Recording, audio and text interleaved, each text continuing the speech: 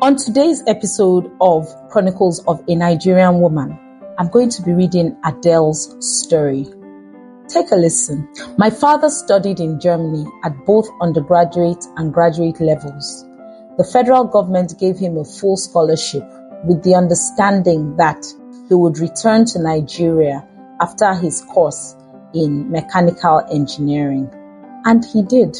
However, my father may have been exposed by experience and travel, but he was still quite native in his thinking. And so when he returned to Nigeria at the age of 26, he went back to his village in the Middle Belt, today's Benue State, to find a wife. His mother arranged the marriage. My mom had only attended primary school, and my father's mother felt that she would make a better wife than the spoilt, educated ladies.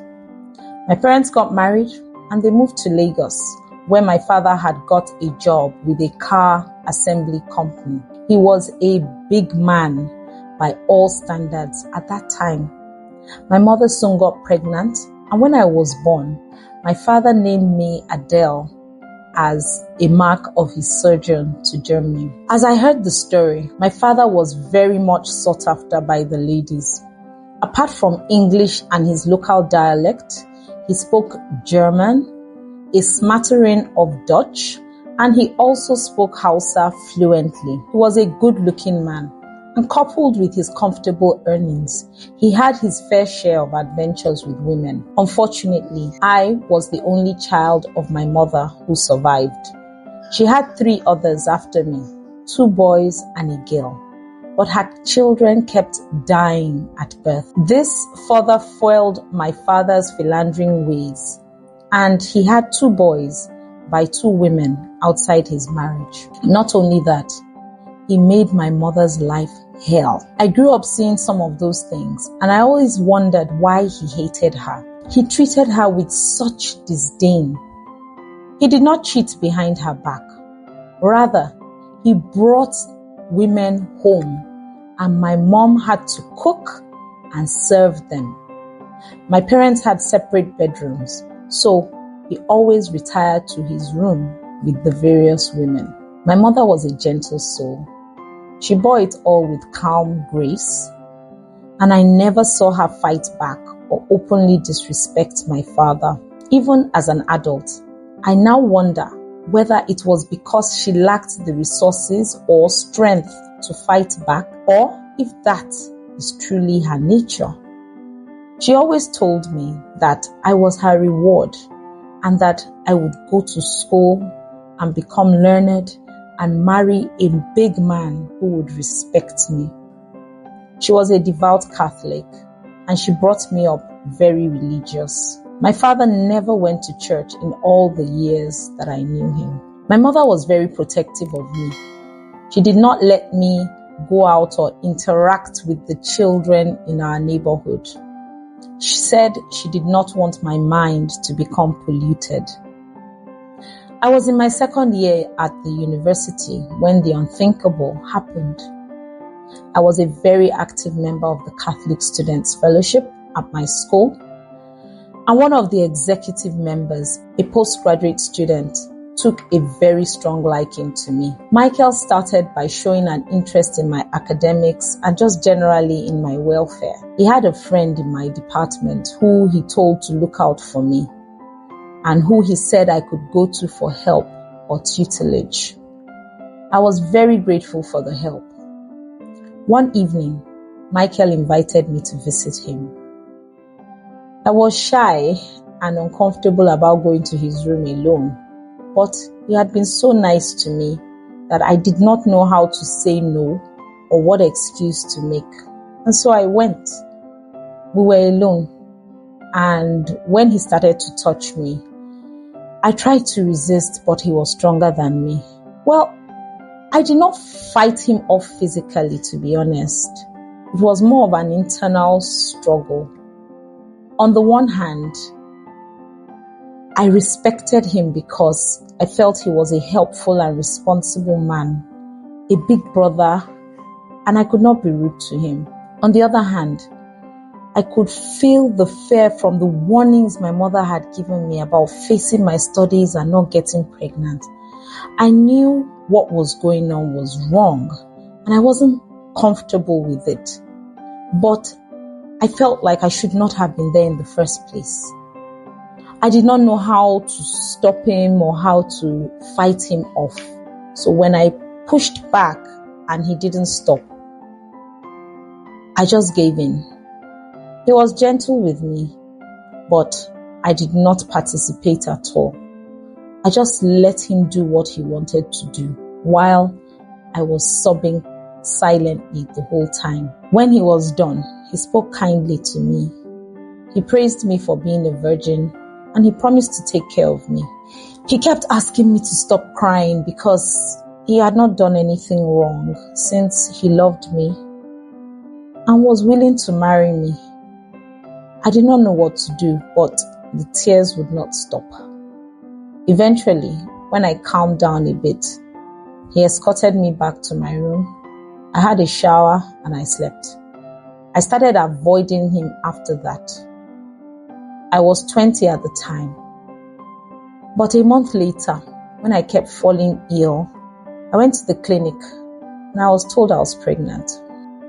The world stopped for me in that moment.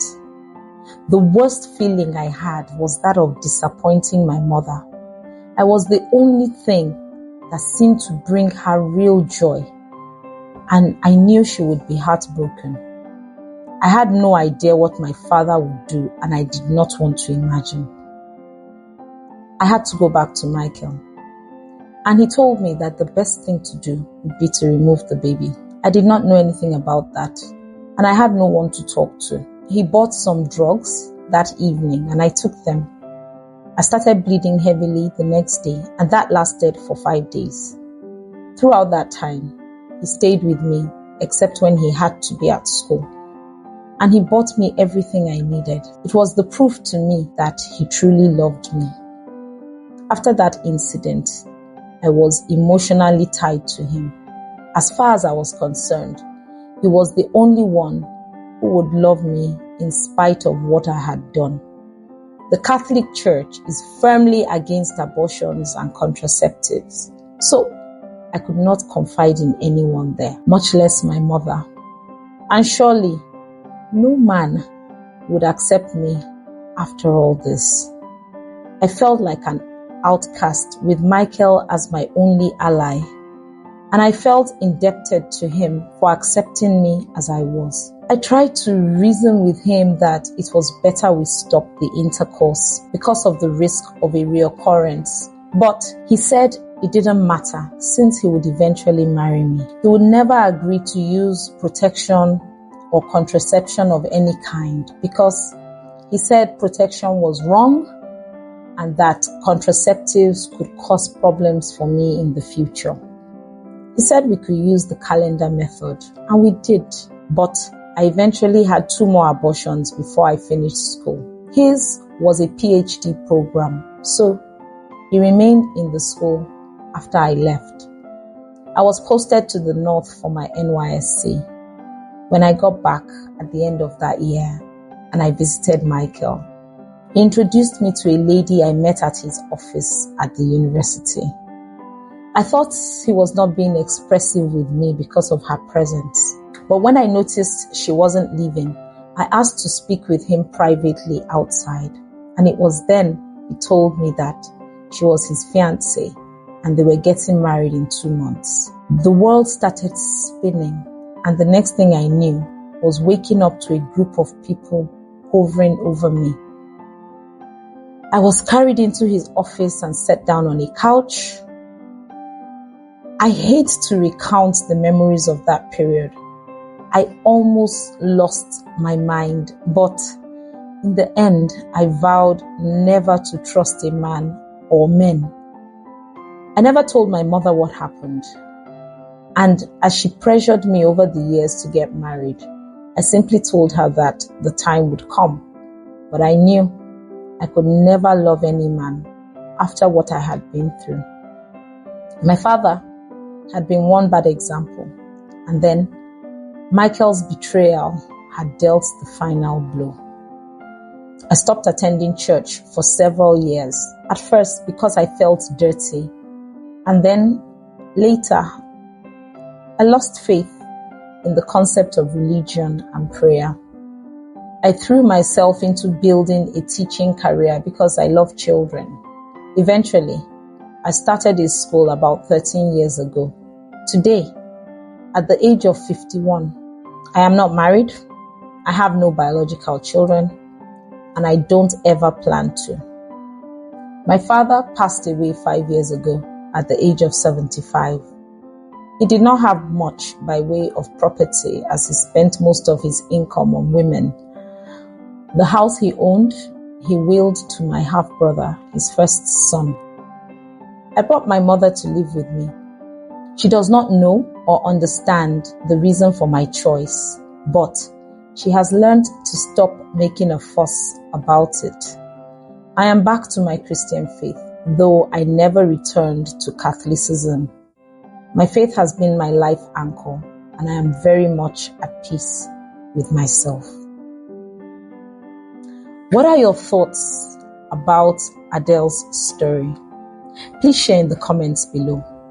Would you like to join a thriving community of women where we are a support system for each other, a safe space, and we carry out activities to help one another thrive and grow as women? Click the link in the description below to join the Valiant Women's Network. Take a moment to like this video, to share, to leave a comment, and definitely remember to subscribe to my channel if you haven't done so already. Till I come your way again next time. Ciao!